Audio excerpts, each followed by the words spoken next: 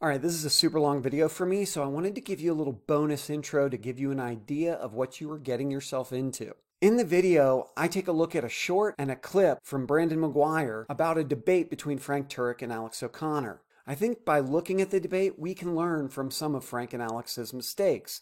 Alex either makes some mistakes or misspeaks when he's talking about subjectivity, objectivity, rationality, the relationship between logic and reason. Frank makes a bunch of mistakes in that he undermines his own argument as to how and why atheists can't trust their own beliefs, fails to provide any kind of meaningful support for his moral argument for the existence of God, and has a really incomplete view of language and meaning and the relationship between our words and the world. At the end, during the rambling portion of the video, I'll talk more about Frank and Alex and their beliefs and why I think they make the sorts of mistakes they do, and I'll discuss the value of these debates and the value of philosophy. I'll also drop the names of a gazillion philosophers in hopes that it'll pique your curiosity and you'll go look some of them up. Lastly, I give an argument as to how and why I think Brandon McGuire is either a little bit of an idiot or a whole lot of a sinner. If any of that sounds interesting to you, I hope you packed your lunch because it's going to be an all-day job. I also put chapters in here so you could poke around and look at the topics that interest you. And if none of that sounds interesting to you, go watch videos of Highland cow babies. They're adorable. All right, my people, let's talk philosophy. Today I'm going to analyze a debate between Frank Turek and Alex O'Connor that took place about 7 years ago on Premier Christian Radio. The full video of that debate can be found either on Alex's channel or Frank's channel, but I didn't originally find it on either of those channels. I found it because of a short from Brandon McGuire, A Daily Dose of Wisdom, that was recommended, and I made the mistake, or had the good fortune to click on, which led me to a 20-minute chunk that was on Brandon's Daily Dose of Wisdom channel. I'm not going to look at the entire debate, but what I am going to do is offer a philosophical analysis of chunks of the debate in order to illustrate a few things. There are a whole bunch of really important philosophical concepts that come up in debates like this, and the debaters don't always have a coherent or complete understanding of those concepts. And oftentimes they just make a bunch of mistakes. Alex is going to make a bunch of mistakes. Frank's going to make a bunch of mistakes. And Brandon, well, it's either the case that he is an idiot in the classical Greek sense of the term idiotes, or if he really believes in the flavor of Christianity he claims to believe in, he is willfully and intentionally sinning his adorable mustached face off.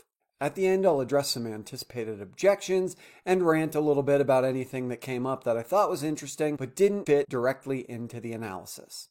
So to start, let's look at the short that brought me to the full-length debate.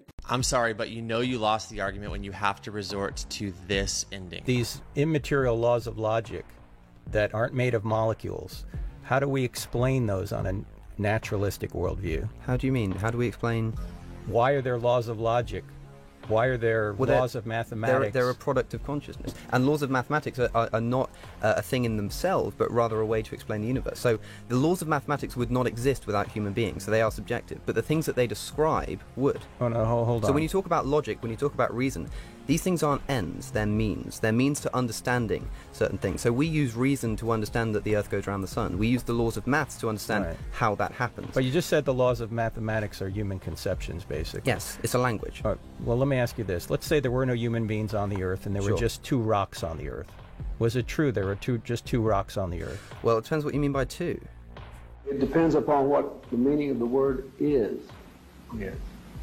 Now, although I love a nice edit trying to show that someone asking it depends on what you mean by the word two in a philosophical discussion of language, meaning, and objective truth is the same as Slick Willie attempting to defend himself against charges of sexual harassment in the workplace, I think we ought to examine a little bit more of the debate to see whether or not what Alex is saying makes sense, but also to get a better understanding of the entire argument.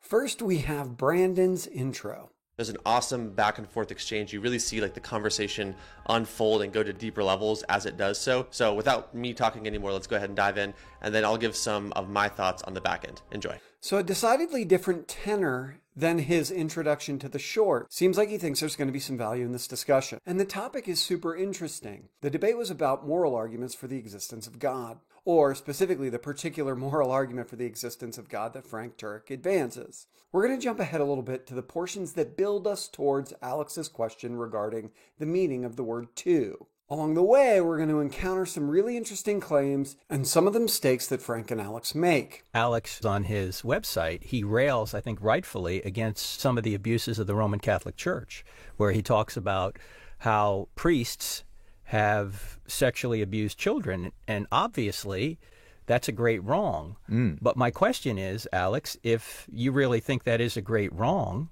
why would you deny objective morality? I mean, is that really wrong, or is it just a matter of personal opinion? So Frank asked the question of whether or not Alex really believes that priests raping children is wrong. Is it objectively true, or is it just a matter of opinion? He's obviously trying to do that because one of the initial premises he's going to need for a moral argument for the existence of God is the existence of objective morality. I want to make clear now, and I'm going to repeat it 1,000 times, the existence of objective morality in and of itself does not logically get one to the existence of God.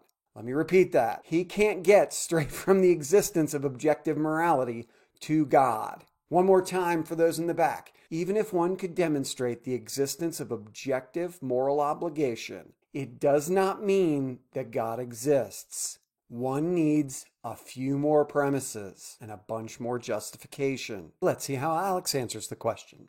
No, it is a subjective thing. Morality to me is entirely subjective. Why do you say that?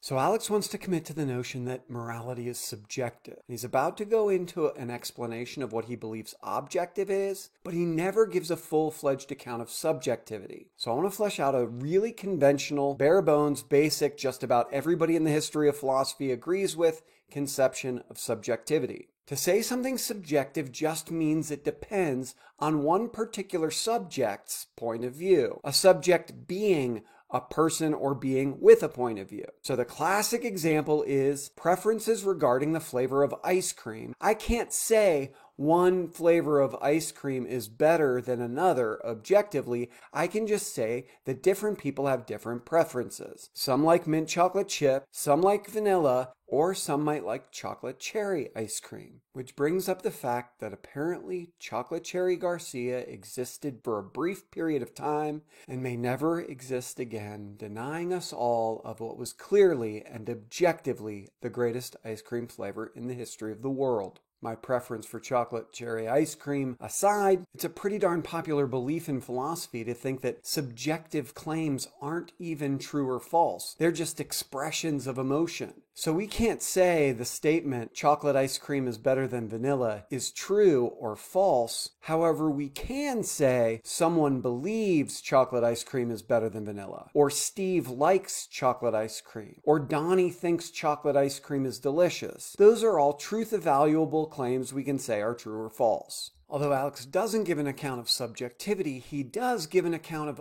objectivity. Well, let's talk about what objective actually means, I suppose. Objectivity, to me, if you want my definition, would be to say that it is true regardless of human intervention, regardless of human consciousness. For instance, the Earth orbits the Sun. That would be true if all humans disappeared. Right. Every single one of them. It would still be an objective fact. Alex's claim is more or less consistent with the vast majority of philosophical conceptions of objectivity. He says that something's objective if it's true regardless of human intervention or human consciousness. I want to make it a little more specific. We can say it's mind independent. So his claim about the Earth revolving around the sun fits the bill. As he said, if someone Thanos'd every conscious being in the universe, whether there are conscious aliens or there are some animals who are smarter than we think they are, and they're expressing ideas about their attitudes or preferences, we get rid of every conscious being, every mind in the universe, it would still maintain that the Earth would revolve around the sun. But I'd like to use this example to illustrate something a little more. We can also say that the forces of nature in the universe that result in the Earth revolving around the sun, those are also objective. So we could conceivably say, we know it's objectively true that the Earth would revolve around the sun even if the sun and Earth disappeared tomorrow. Now those forces we describe in terms of laws of physics. And so we could say there are certain laws of physics that we say are true that describe states of affairs in the universe that are objective because they would maintain regardless of human intervention or human consciousness. There's one thing I also want to point out about regardless. Whether or not an individual subject believes something objective is irrelevant. Even if all the subjects in the universe believe it, that doesn't make it subjective. Alex continues by explaining why he believes that something like murder can't be objectively wrong. But to say that murder is wrong, if every human disappeared, that couldn't still be wrong, surely. That would be a nonsense concept without some kind of human psychology. The only way that you could argue that perhaps it would still be wrong is if there was some kind of transcendent being. So Alex makes 3 claims in this section regarding the subjectivity of a belief like murder is wrong. All 3 of them lead to a whole bunch of questions, and we realize his argument isn't very well supported at all. First, he claims that if there weren't any humans in the world, murder could not be wrong. Well, that's just objectively false. It could be the case that the statement murder is wrong is a moral law the same way our laws of physics describe states of affairs like the earth revolves around the sun, or the forces that maintain in the universe demand that a body like the earth revolves around a body like the sun's, even if there are no people and even if there is no sun and earth. So it could be the same. Certainly murder wouldn't be wrong because no one would be murdering, but that doesn't mean it couldn't be wrong. Answering the question of how and why it couldn't be wrong and maintain is exactly what he needs to do, and he's not doing it. The second is the claim that the concept would be nonsensical if no one was around. But that's clearly not necessarily the case too. Of course, there wouldn't be people talking about murder or committing murders or being praised or blamed or punished or rewarded for murder, but that doesn't mean that the concept would be nonsensical. If I said, hey, murder is the unjustified killing of persons, that absolutely could make sense in a universe with no persons in it. Murder just wouldn't ever take place until those persons arrived and started killing each other. Lastly, he makes a claim that I already said is totally unsupported so far and no one should concede. He says that the only way that morality could be objective is if there's a God to lay down moral law. And I still want to know why. I would have guessed that Frank was going to pick up on some of these questions and unsupported claims and ask Alex to address them, but he doesn't. He goes in a different but familiar direction. You said moral truths are so deeply ingrained in us that they feel like they are objective. Yes. Right? Okay. So my question is, why would you doubt they're objective if they're so deeply ingrained in us? Well, this seems a totally fair question. If someone has a belief that is so deeply ingrained, by all accounts it seems objective, why would anybody ever call it into question or doubt it? In other words, why wouldn't we trust it? Alex responds with an example that sounds strikingly similar to our ice cream explanation of subjectivity. For instance, I put it to you, would you say that chocolate is tasty? Mm-hmm. Yeah, I would, but that's a subjective. Right, sure. Some people may not like chocolate. It's subjective. Yeah. That's a flavor. So tar can be just as tasty as chocolate. Mm-hmm. So morality is subjective. So what Hitler did being wrong was just an opinion. Mm-hmm. Well, yes, but in the same sense that chocolate tasting as good as tar is an opinion. See, I think when it we doesn't make a difference. So Alex gives this example of chocolate and tar that's super similar to our ice cream example. But then he treads onto some pretty shaky ground. A preference for chocolate over tar is the exact same as a preference for not genocide over genocide. Now, whether or not that's true or not, he's got a lot of explaining to do because there are clearly a bunch of apparently relevant differences. Chocolate and tar don't have thoughts. They don't have desires. They don't have projects they'd like to complete. They don't have networks of caring relationships. They don't have feelings. One can't empathize with a chunk of chocolate because it doesn't have feelings. Now, those all may be irrelevant differences, but they're all differences. And Alex said there was no difference. That chocolate and tar, same as Hitler, not Hitler. We can be sure that Frank's going to jump on those differences and demand an explanation as to how and why none of them are relevant. Well, no, I think it does because it's much more obvious that, say sexually abusing children is wrong, then atheism's true.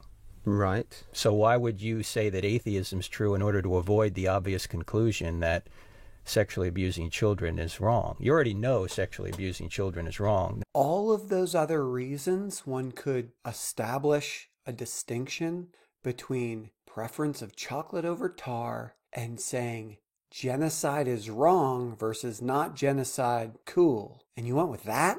For Frank's sake, I wish I could tell you I did like a Daily Dose of Wisdom style out of context edit to make him look bad. I didn't. Frank's response was to pose the dilemma. Either one believes raping children is wrong or atheism is true. And it seems so obvious to him because everybody already knows that raping children's wrong because it's so certain and so indubitable and so trustworthy because it seems objective, therefore atheism's false. Couple of problems. One, there exists no justifiable explanation as to how and why my commitment to the idea that raping children is wrong logically necessitates my belief that atheism is false. Furthermore, I don't think Alex, or anyone for that matter, was sitting at home thinking, God, how could I get around the belief that raping children is wrong? Oh, thank God for atheism. He ties this back into a discussion of something like evolutionary ethics that happened earlier in the debate. Now, if you want to use an evolutionary argument, the problem is that undercuts everything you think. Because if everything we think is the product of evolution, the product of the laws of physics or biology or whatever it is, then why should we believe anything we think? Forget about morality for a second. Why should we even believe that atheism's true or that Christianity's true? If our thoughts are the result of some random evolutionary process, why should we believe anything we think is true? Now, this is a version of a transcendental argument that's very, very popular with YouTube presuppositional apologetists. But it's not very, very good. This version of the argument goes like this. If atheism's true, then you can't trust your beliefs. You do trust your beliefs, therefore atheism's false. It's why Frank is continually asking, how can you trust your beliefs if atheism's true? Because he doesn't believe there's a satisfactory answer. I'm just going to point out two of the many problems with these sorts of arguments. And I'm going to get help from some brilliant minds in order to do it. The first person I'm going to lean on is Barry Stroud, who in 1968 wrote an article called Transcendental Arguments about this sort of argument. He was examining arguments about meaning, but his criticism holds. He pointed out that transcendental arguments can be satisfied by mere beliefs, and that doesn't necessarily have anything to do with the actual world. So, to satisfy Frank's claim, I can just say, oh, okay, I do trust my beliefs. I trust my beliefs because I believe in God. But my belief in God doesn't necessarily have anything to do with whether or not God actually exists. It just has to do with whether or not I believe that I should trust my beliefs. So although it serves as some sort of psychological comfort for my possible doubt, it doesn't demonstrate anything about the actual world. The second person I'm going to lean on is a great mind of popular and contemporary apologetics. I'll leave it to him to explain how and why there are all sorts of beliefs I'm completely justified in trusting because I just shouldn't doubt them. Why would you doubt their objective if they're so deeply ingrained in us? Well, Thanks, Frank. I think you're absolutely right that you're absolutely wrong. There are clearly beliefs that it's almost impossible to doubt. I can't even imagine how to get by in the world without a commitment to something like the principle of non-contradiction. I don't even know how to distrust belief in truths like that. Back to the argument at hand, which proceeds with more consideration of this evolutionary sort of account of moral beliefs. well, the first thing is that evolution isn't a random process. But that aside, it's well. Let me put it this way: it's either directed by an outside intelligence or it's not. Sure. Okay. I'll give If you it's not directed by an outside intelligence, then it's random. I can understand Alex's objection to Frank's characterization of evolution as random. It is random, but a lot of times people try to sneak in haphazard or helter-skelter or disorganized with randomness. There are some really great explanations of how natural selection is a really refined mechanistic process that leads to evolution and speciation without a guiding hand of God. So yes, it's random in that it's not guided, but no, it's not that it's just haphazard. The discussion continues with a familiar refrain. Yes, so? So if it's directed by intelligence, then perhaps God exists. If it's not Sure. directed by intelligence, why should we believe anything we think? Whether or not they're the result of natural processes like natural selection, or they're the result of God, there are certain beliefs that we hold that are impossible not to hold and impossible not to trust. The question, why would I ever doubt them, makes a hell of a lot more sense than why would I trust them. Frank? Why would you doubt they're objective if they're so deeply ingrained in us? Well, Back to the discussion and Alex's explanation of how and why he comes to trust his beliefs. for me, it's somewhat based on consensus. It doesn't prove it's true, but reason is one of those things that we need to assume in order to get anywhere. In the same sense, we need to assume that we exist in order to have a philosophical discussion. No, that's a very wise point. I agree with you. The question is, how do we explain reason on a naturalistic worldview?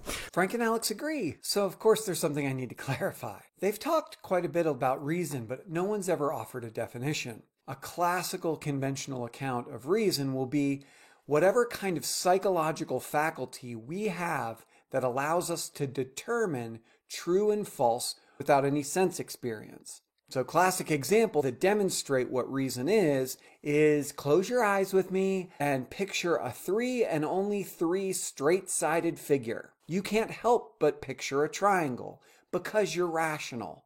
And if you couldn't answer that, and if you answered octagon, we'd be like, ooh, you clearly didn't understand the nature of those words. Because the concepts line, straight, sided, etc. go together in such a way that the only option is a triangle. And reason is our term for whatever cognitive ability you have that allows you to recognize that if you understand all those concepts, that the only thing you can come up with is a triangle. So if we're talking about reason or theoretical reasoning applied to things like concepts, it might not really make sense to say we assume reason. It's that we assume reason is telling us the truth. But it's not much of an assumption because it's really, really hard to imagine how it could be wrong. Well, reason and consciousness can be explained as coming about through evolution. The way in which we sense the world. But look, So I was really hoping that Alex was going to say something about how consciousness is produced by complex brains like the sort we have, and it just so happens that we have these amazing cognitive abilities, one of which includes recognizing the objective universal truth of statements like 2 + 2 = 4, or it is not the case that both A and not A. And where they come from is irrelevant because we can't even conceive of what a world we would live in would look like if we didn't trust those beliefs. But instead, Frank jumps in with the tried and true. let's stop there for just a second, though, Alex. If that's the case, why should we trust it? And since the tried and true is tried and true, I can't help myself. Why would you doubt their objective if they're so deeply ingrained in us? Well, I promise that's the last time I'll do that. So maybe now will be when Alex goes into something about how creatures like us who developed brains like ours, as complicated and crazy and awesome as they are, came to produce the sorts of experiences that we're referring to when we talk about consciousness. And reason is just a description of the way that those brains put certain ideas together. And it just so happens that all of our brains absolutely positively agree about certain things, and those are the things we call truths of reason. But that's not exactly what I got. oh, well, we don't necessarily have to. Again, it's a subjective thing. But every single person... But that would mean reason's subjective. Yes, well, it is. Well, if reason is subjective, then... If reason's not subjective, then how do you and I come to different conclusions, both using reason? This is one of many times during this debate that I'd wished it would have taken place 5 or 6 years later after Alex had taken a few more philosophy classes. Because he'd realized that, at the very least, some claims that reason shows to be true are objectively true, because they're true by definition. Truths of reason might just be tautologies. All bachelors are unmarried. It's just by definition. It's impossible to doubt that claim. If you know what the word bachelor and unmarried means, you know that all bachelors are unmarried. He's talking about something else if he's talking about the possibility of it being subjective. And there's a very easy answer as to how people can come to different conclusions while reasoning, because someone's using the term reasoning to mean thinking, not that they're using the specific faculty of reason that allows them to determine the truth or falsehood of particular propositions without appealing to empirical evidence. People can come to different conclusions. It just means that one or both of them are wrong. wrong. Will Frank jump on this misunderstanding? Not yet. Because we have free will. If reason's subjective, we couldn't even communicate. If there weren't these objective, unchanging laws of logic. Well, yes, there are objective rules and tenets of reason, but reason itself is subjective. It was around here that I started to get the idea that Alex was making a mistake that a lot of folks just starting in philosophy make. He seems to be arguing that any and all beliefs that are held by subjects are necessarily subjective. But that's not what we're talking about when we're talking about subjectivity and objectivity. As he originally stated, objective things are objective regardless of whether or not minds are thinking of them or not. If we have a common understanding of the concepts related to the language, 2 plus 2 is always going to equal 4, no matter what subject believes it. Similarly, subjective claims are only going to really make sense if a subject is involved. Ice cream is delicious, yum. Ice cream, yum. Chocolate, yum. Car are always going to be dependent upon the particular subject that says them because they refer to that subject's particular point of view. 2 plus 2 equals 4 soldiers on regardless of the point of view of the person who's saying it. We're almost to the point where Brandon ended his short. So I'll shut the hell up for a few seconds and get us there. Why are there laws of logic?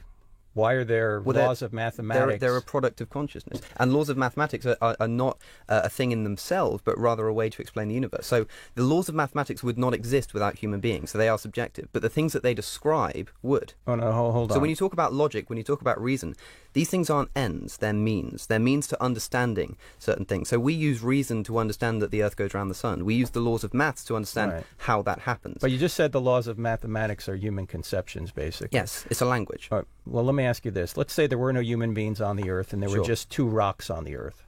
Was it true there were just 2 rocks on the Earth? Well, it depends what you mean by 2.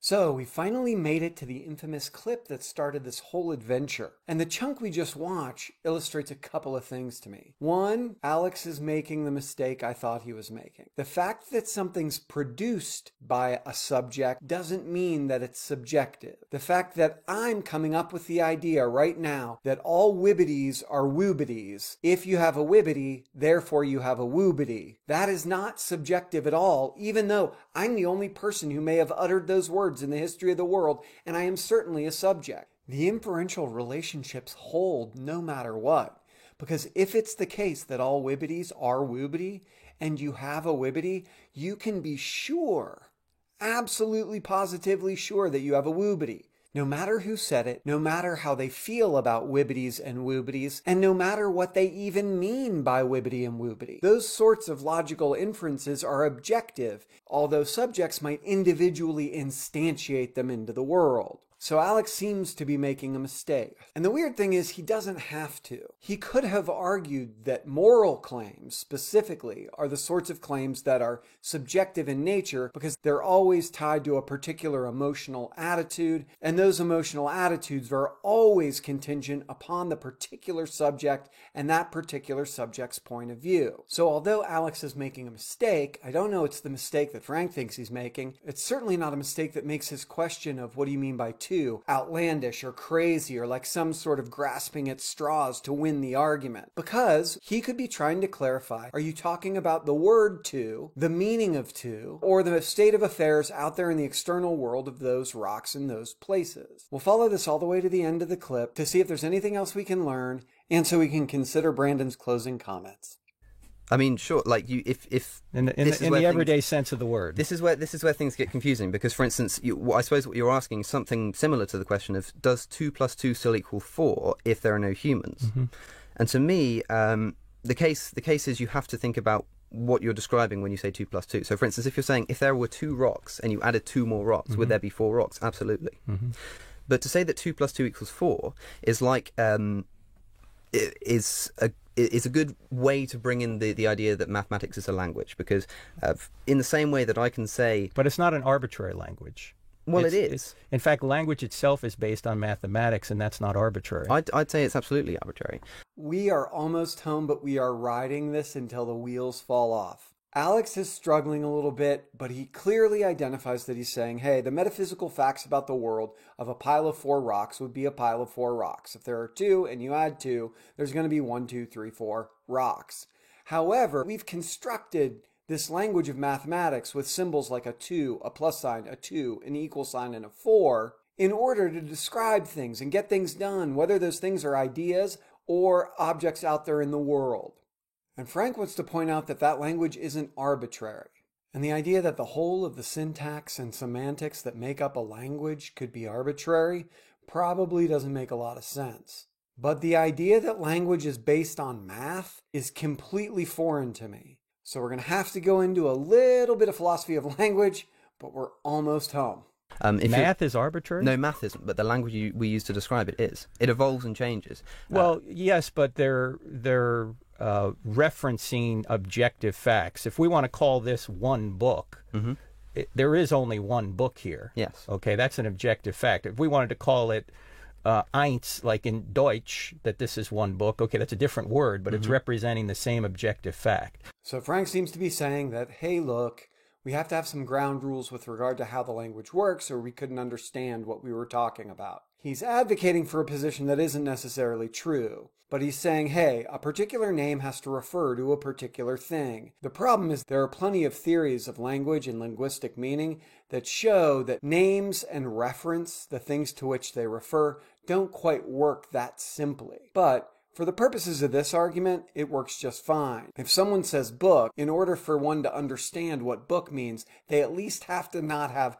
contradictory ideas about what books are. Because if they hand you a tomato, they're getting it wrong. So it can't be completely arbitrary or it just won't work. And it can't be completely subjective, as in dependent upon one particular subject's point of view, because we need to have some degree of agreement. But that agreement doesn't entail some sort of objective understanding of the world or perfect correspondence of our ideas. It just has to be enough that we get the job done. And when someone asks for a book, we give them a book and not a tomato.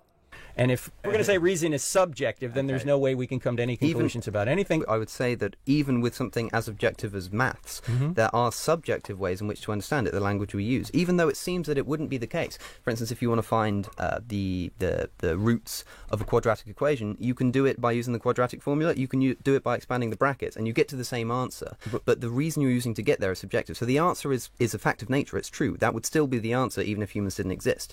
But the language we use to get there, and the reason that we use to get there. So this section just kind of confirms that Alex and Frank are talking about reasoning in a different way. Alex is talking about reasoning as any thinking, and Frank is talking about reasoning as in utilizing that faculty which allows us to determine the truth or falsehood of a proposition without appealing to empirical evidence. Because if one is using reason, they will get the right answer regarding a quadratic equation, whether they use the quadratic formula or they expand the brackets, because those relationships between quantities that are represented by numerals and symbols maintain and are the same regardless. So there's more than one method to get to the objective fact, and the reasoning involved is objective because if you get there, you reasoned correctly. This also confirms my belief that Alex is using the term subjective unconventionally and inconsistently. As we established at the beginning, subjective claims are those that depend upon the point of view of a particular subject, one subject. Clearly, the answer to a quadratic equation doesn't depend on the point of view or the perspective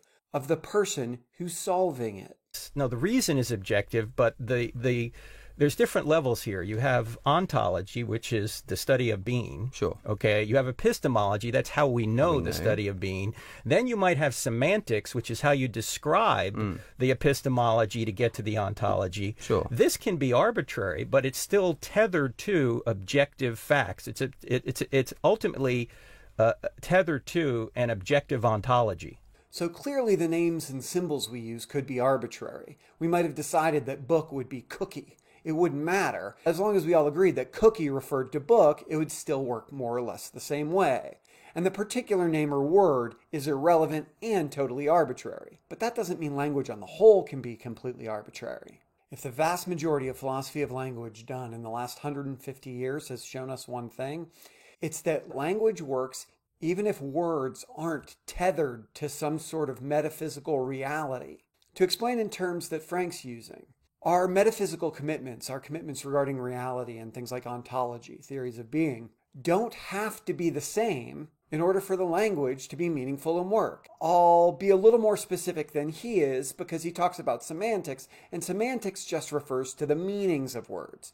But we also have to have a grammar, rules that govern the use of those words, and syntax and how we put them together to make meaningful expressions. It is absolutely the case that some rules must hold if Frank and I are going to be able to communicate about the book. My idea of the book cannot completely contradict with his idea of the book. But we can get all of the work of language done without having the exact same referent or idea or meaning in mind when we utter book.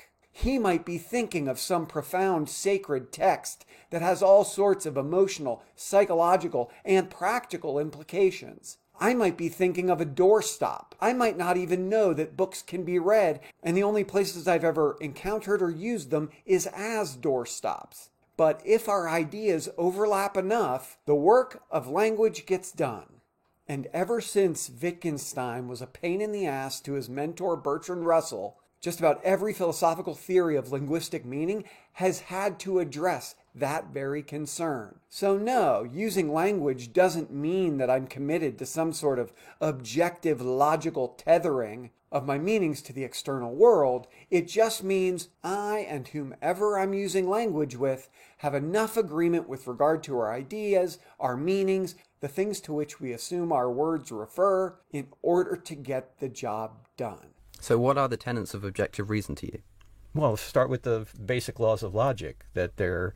For instance... The law of the excluded middle, things like that. Law of non-contradiction, law of excluded middle, law of inference, law of identity. Those are the essentials of the laws of logic, and you start with those, and then you use your sense perceptions to draw conclusions about the real world using those tools, those objective laws of exactly. logic. They're tools, and this is the thing that I see when we're talking about whether reason exists. Reason is a method, and so it almost helps us in epistemology, but if they weren't tethered ontologically, if they weren't tethered to reality, there'd be no way we could know anything about reality. You're making the claim that... There are really only 3 claims in this last section before the host jumps in and gives us a little review. The first is Frank's claim that there are truths of reason, and he points to the basic foundational principles of logic as examples of truths of reason. And that's pretty uncontentious. We can say, sure, everybody just by thinking about it can recognize that A equals A. And the second claim is one that Alex makes, where he says that reason is a method. But that characterization seems a little misleading to me. Because if reason is that faculty which allows us to determine the truth or falsehood of a proposition just by thinking about it, and the sorts of truths of reason that Frank's talking about actually exist, then those truths are just the result of reason. And reason is the only method one can use to get to them. Lastly, Frank makes this assertion that our claims that logic and rational inference are connected to the world. I'll borrow a little bit from everybody's favorite English-speaking philosopher, David Hume. There's a really important argument to be made that logic and truths of reason have absolutely nothing to do with the facts of the matter out there in the world. There's nothing out there in physical objects that demand that they follow the rules of logic. The rules of logic describe relationships between ideas that we have, as evidenced by my wibbity-wobbity example. It is absolutely, positively, universally true that if it's the case that all wibbities are wobbity, and you have a wibbity, you have something wobbity.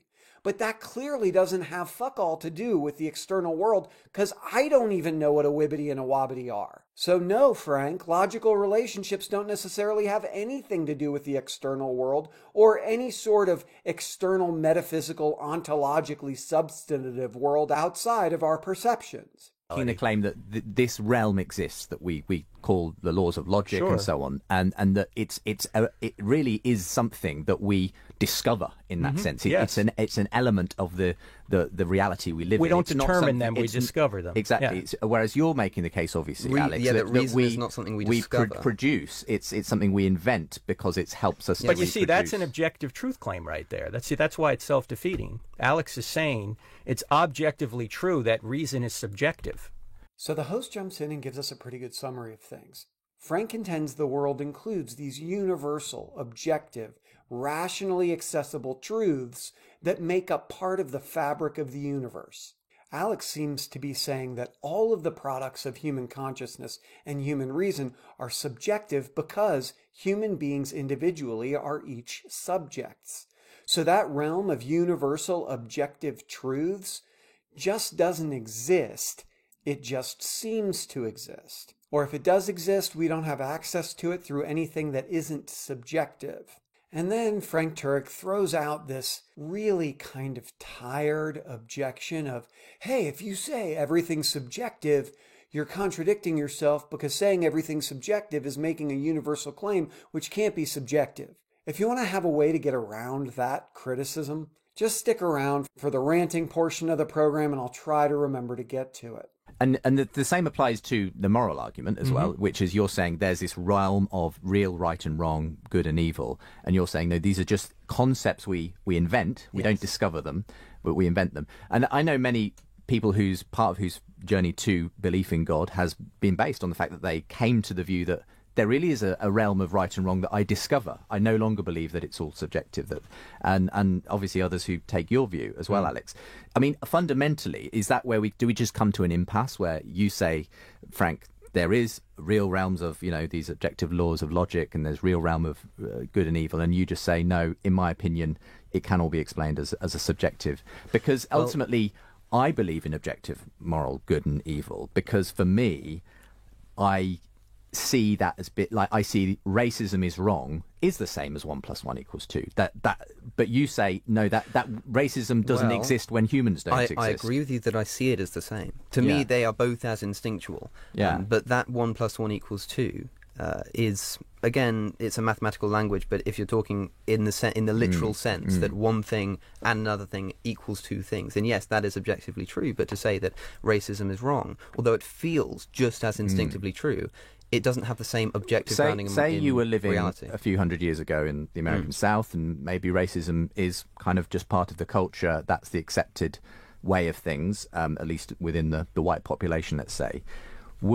Because that's the generally accepted de facto, way of people thinking about it, would that mean racism is okay in that culture? Because that's... Well, it's a difficult question. So the host does a nice job of tying this distinction between things discovered and things created back to the topic of morality. And I will tell you, I think Frank's position's really weak, and I think Alex's position's really weak, and neither of them are terribly reflective of the most popular ethical theories of the last, forever, because they have so many problems. To start with, we need to ask Frank, where are these moral truths? How do we come to understand them? Why is there so much disagreement about them? And if they're part of the fabric of the world, what are they? Physical things? Can I catch them with a butterfly net? Can I take a picture of them? And if not, why? And Alex's position is a little bit all over the place.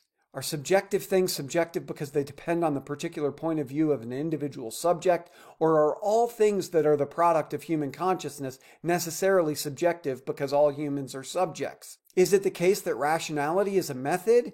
Is rationality imperfect? Are you using rationality to describe something other than what people have talked about as reason since, Aristotle? And there is the question of how do you determine anything to be right and wrong if you're basing it entirely on some sort of instinctual response?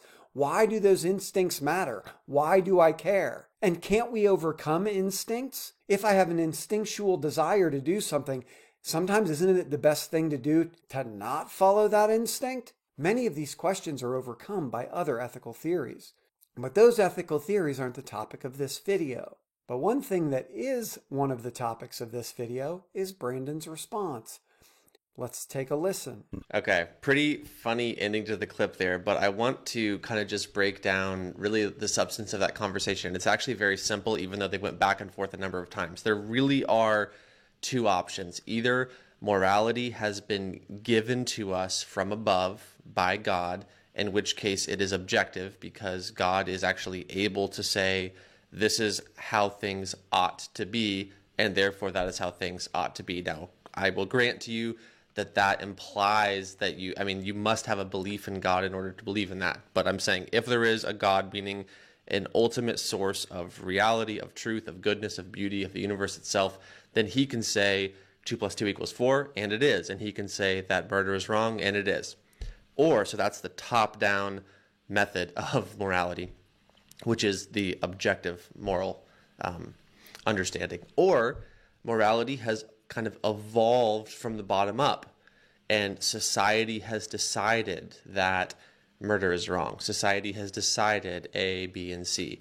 But if it is just from the bottom up, then it will always be subjective. You can't have something that is just a byproduct of time and matter and chance and biology and utility and Darwinian theory and all these things. It can't be a product of evolution in a sense, in a materialistic model, and be objective. So either morality is objective and it is given to us by God from above, or it is subjective and it has arisen from the bottom up. Well, so far, Brandon's oversimplified things quite a bit, because it's entirely possible that there are more options than just morality is objective because God said so, or morality is entirely subjective because it's the result of the existence of human beings. What if morality just describes relationships or properties or obligations that come into existence when conscious beings like us come into existence?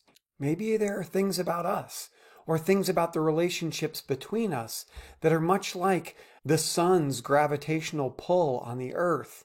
It doesn't exist when the sun and earth don't exist, but that doesn't mean it's subjective. It's just contingent upon the sun and earth actually existing.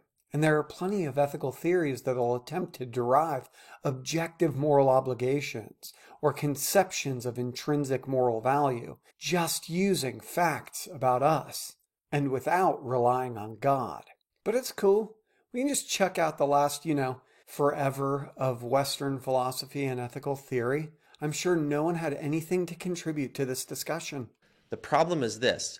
We all know deep down that morality is not subjective. We know that there are things that are absolutely wrong. These things are wrong not just because the majority of people agree that they're wrong, but they're implicitly wrong.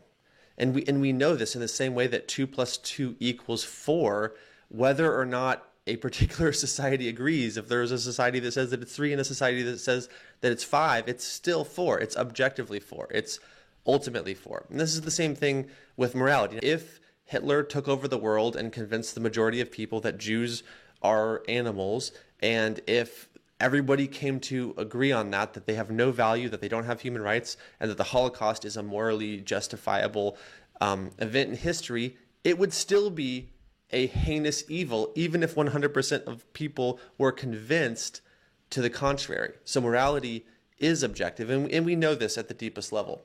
Now, if you've watched some of my videos, you may know that I agree with Brandon that morality is objective. And he does a nice job of pointing out that an appeal to the populace, the fact that a whole bunch of people might believe something to be right or wrong doesn't make it right or wrong. But his argument for the existence of universal objective truth just doesn't make any sense. He's saying, you know it's true. You really, really know it's true. And if you look hard enough, you'll probably find that it's true. And you'll know it's true when you end up agreeing with me. That's not a very good argument. Do you really think that Hitler, if he was looking as deeply as he could into his heart of hearts, he was going to change his mind? So then finally, because morality is objective. Yep, totally agree. Preach on, Brother Brandon. And because objective morality requires there to be a moral lawgiver. Nope. Not going to concede that one, because you have to prove that objective moral principles must reflect some sort of divine law in order to be coherent and make any sense, and you sure as hell have not done that. It follows logically that there is a moral lawgiver. Nope, that only works if you assume there must be a lawgiver and that lawgiver must be divine, neither of which have you given any evidence for. That there is actually a God. And so ultimately, objective morality, this whole conversation about morality, is is incredibly useful to illuminating the fact that there also must be a God. Only if you take about 697,000 things for granted. And so ultimately, I think this conversation is great. And I would love to hear, I know people in the comments, I'm expecting it, I'm anticipating it. People are going to have, I think, some disagreements with that. And so I welcome those. I want to hear those. I've seen those in other videos, but I haven't really effectively seen anybody actually dismantle that core, basically syllogism. Hey, it's an invitation from Brandon.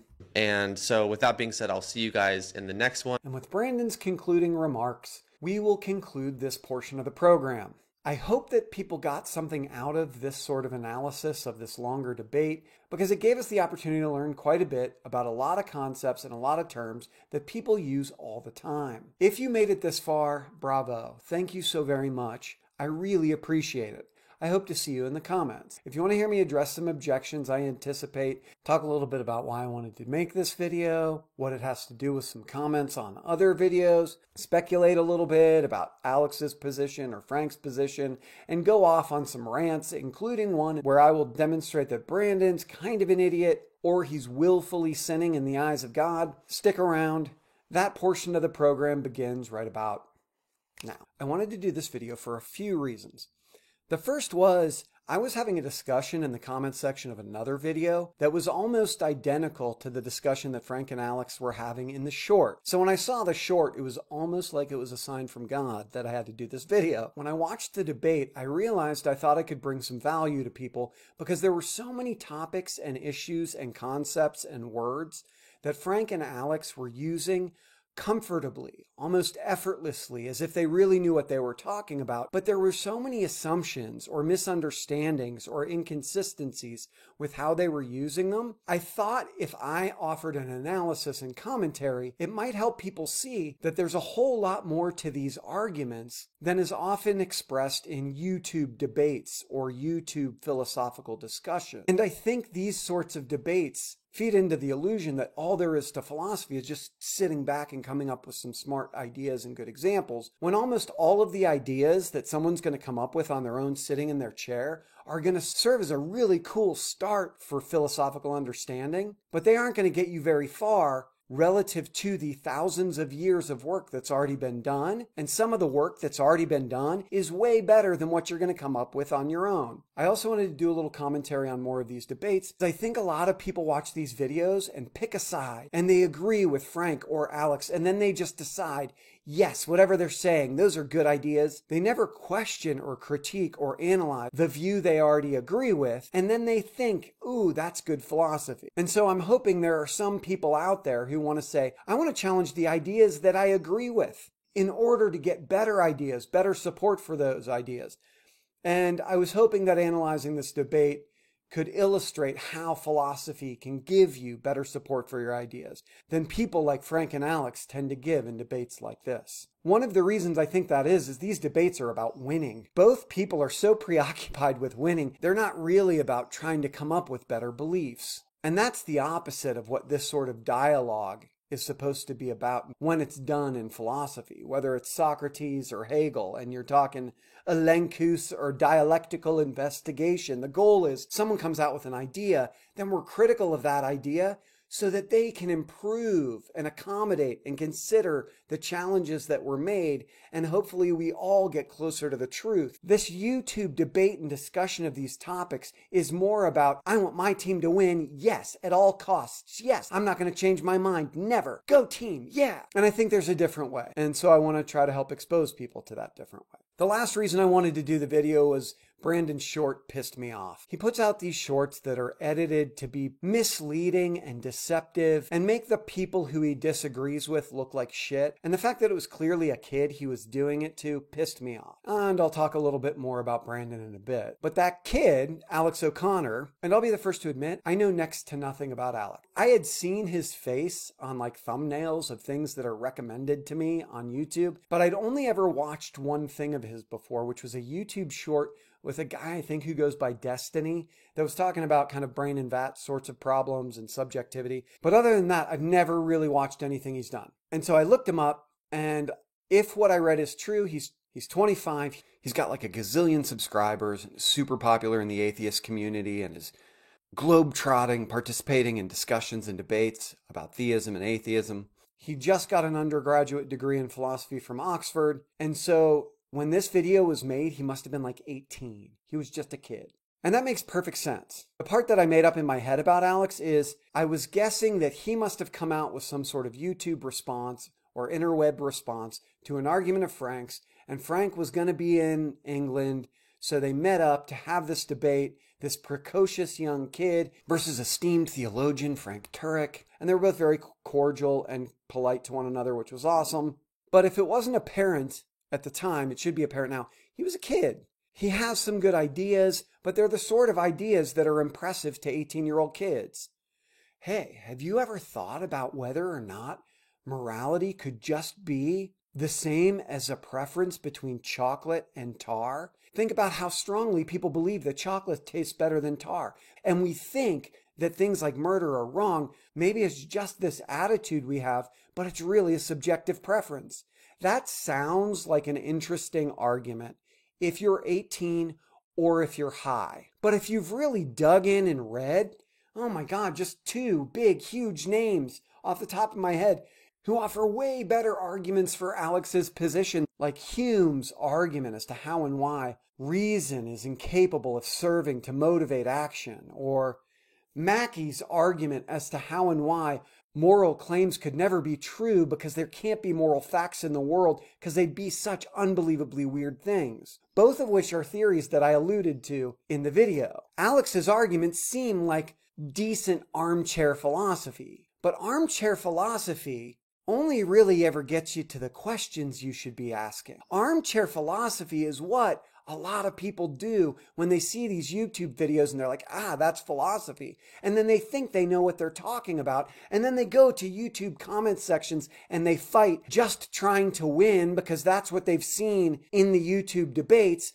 And then they win and they feel good about themselves. I get why people do it. And I get why Alex O'Connor would be super popular to people who want to do that, because he's young and he was making these really smart sounding arguments without any academic background at all, really. And he's going toe to toe with these esteemed philosophers, and he's holding his own, if not showing that his arguments are better than theirs. And they're like, yeah, I can just sit back and think about it, and those arguments make sense. I know what I'm talking about, and I can feel smart. And I showed that dumb person over there how smart I was in the comments. Well, that's not terribly interesting. And it doesn't get you closer to the truth. Really, genuinely, earnestly considering the best arguments and approaching it with a degree of humility and curiosity.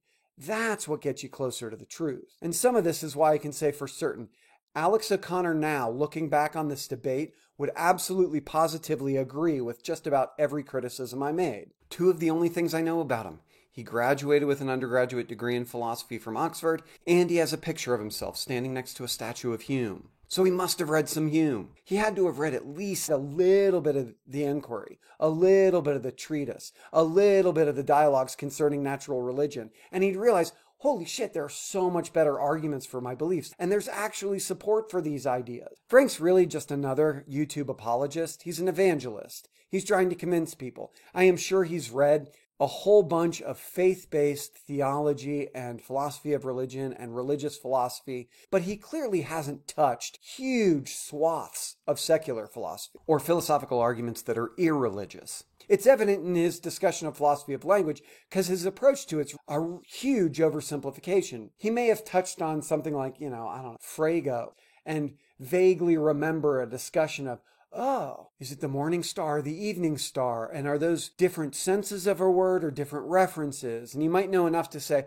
BOOK is a name. The book is the thing to which it refers. That's a theory of language. That's not a robust theory of language because it fails to consider, what did Russell contribute to that discussion? And then Wittgenstein. And then later along comes Quine and shakes everything up. And then people like Davidson, since he's picking on evolutionary ethics all the time and evolutionary conceptions of knowledge or thinking or consciousness. What about a teleological account of meaning? Ruth Millikan's. What about Chomsky's generative grammar? You know how much of that I bet Frank Turek's read? My guess is none, because all of those philosophers offer objections and criticisms and analyses that he would have to consider if he wanted to get his view off the ground. And the same is true with ethics. He talks about morality or not. I will tell you, one of the few things I know about Frank Turek is Brandon McGuire makes a bunch of YouTube shorts with his face on them. Presumably he's included in the debates. And I clicked on one video of his. Someone had asked, what's the best non-faith-based ethical theory you've heard? And he said, Sam Harris.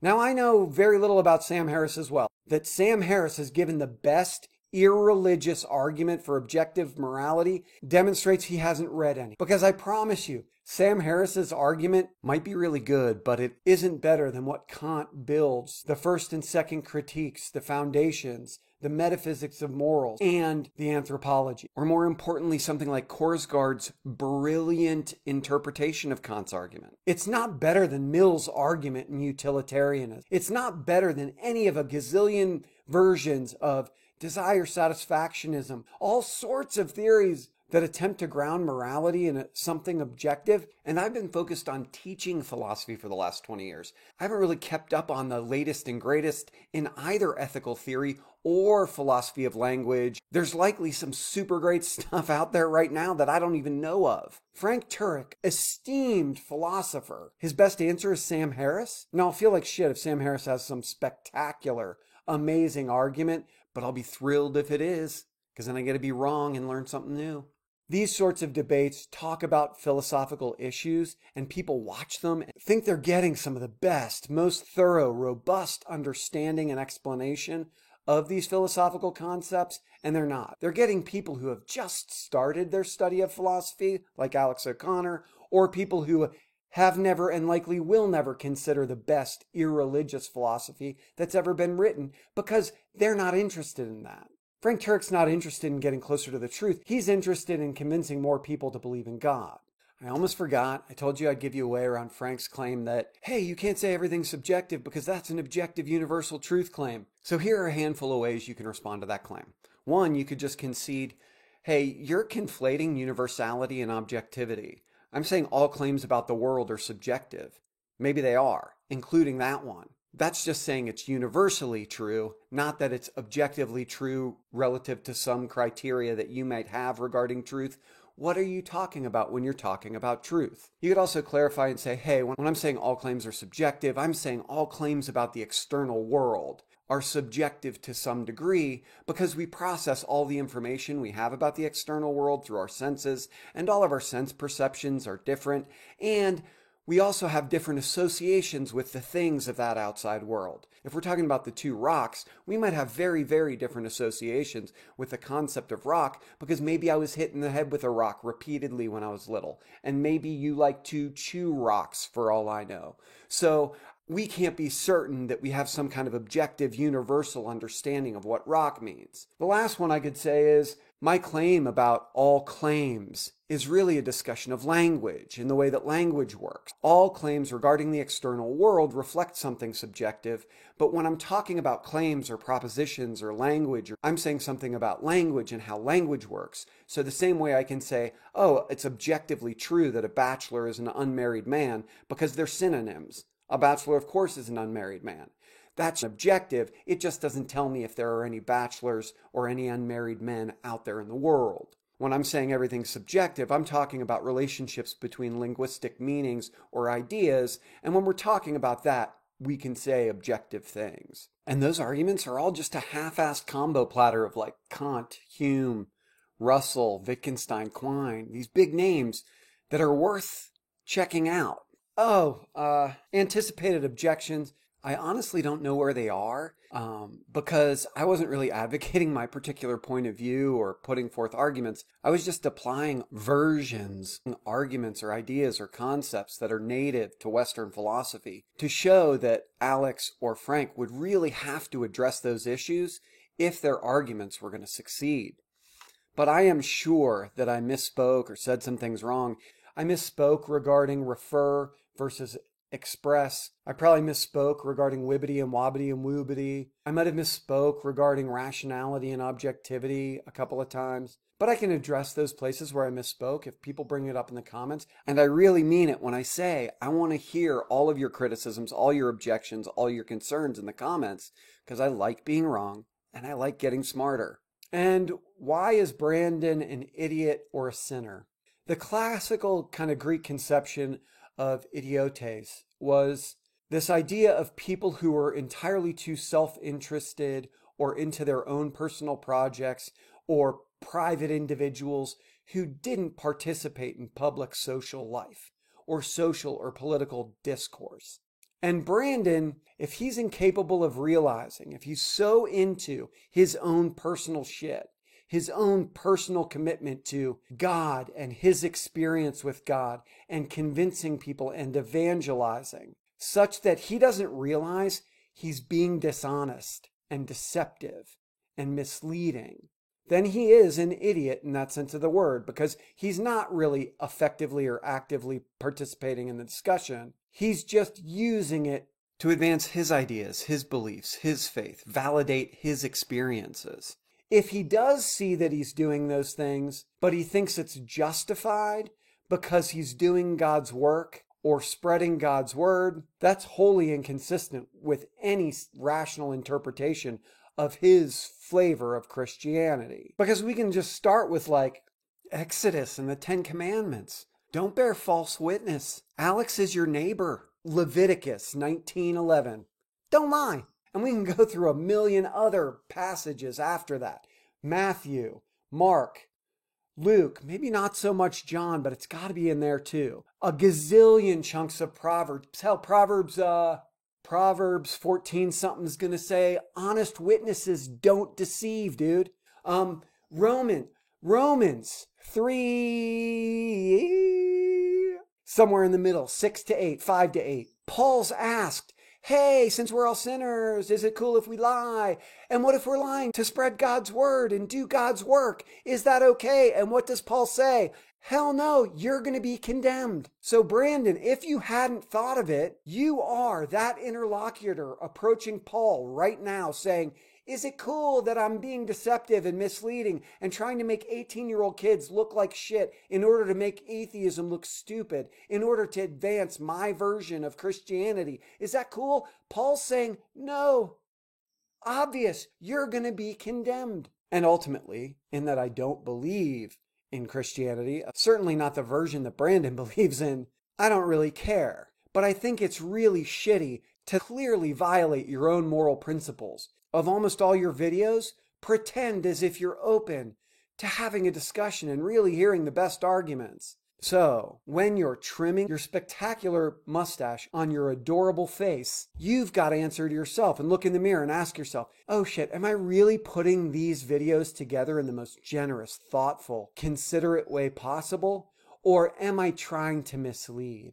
Am I trying to deceive? And if you are, your God is the one who's going to condemn you. Well, that got kind of deep in fire and brimstone for a second. If you hung out for the long, rambly rant, I appreciate you even twice as much as I appreciate those other lazy bastards who tapped out after an hour of boring philosophabble yappery. But seriously though, thank you so much for the time. Thank you so much for being willing to consider objections to your ideas and try to find the best ones. I hope there was something in here that got you thinking, and hopefully if you get thinking, you'll end up thinking a little better. Thanks again for the time. See you in the comments.